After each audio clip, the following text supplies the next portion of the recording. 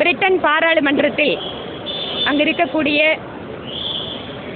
அனைத்து கட்சிகளுக்கான எம்பிக்கள் குழு மற்றும் பிரிட்டன் தமிழ் பாரத்தினுடைய சார்பாக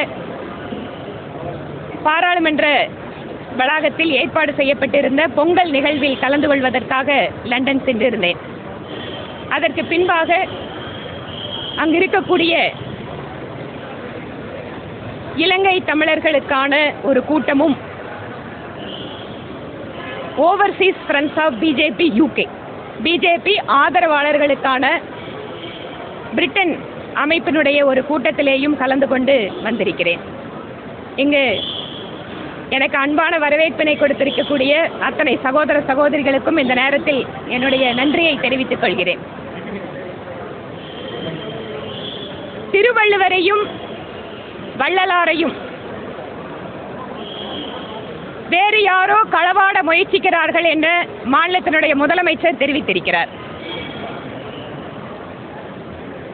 திருவள்ளுவர் திருக்குறளில் ஹிந்து ஞான மரபினுடைய கருத்துக்களைத்தான் கூறியிருக்கிறார்.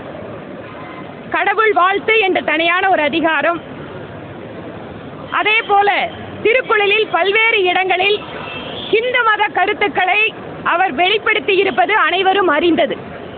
அதே போல வள்ளலார் ஹிந்து சமய ஞானத்தினுடைய ஒரு கூறாக அவர் விளங்கியவர்.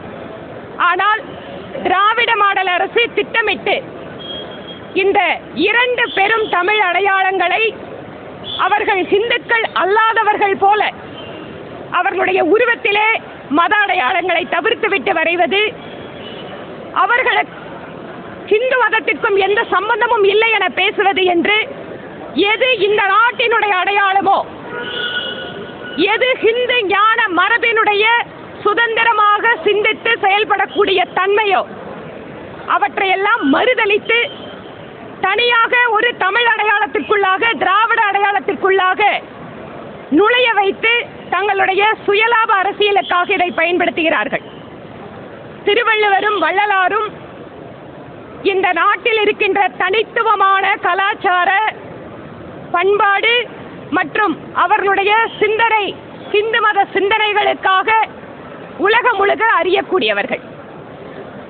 முதல்வரின் இந்த கருத்து திருவள்ளுவர் தினத்திற்காக அல்லது திருவள்ளுவர் திருக்குறளை பற்றி உலக அரங்குகளிலேயும் இந்திய நாட்டில் எங்கு சென்றாலும் பிரதமர் நரேந்திர மோடி அவர்கள் பேசுவதை பொறுத்து கொள்ள மாட்டாமல் ஒருவித பதட்டத்திற்கு உள்ளாகி மாநிலத்தினுடைய முதலமைச்சர் இம்மாதிரி கருத்துக்களை தெரிவித்துக் கொண்டிருக்கிறார்.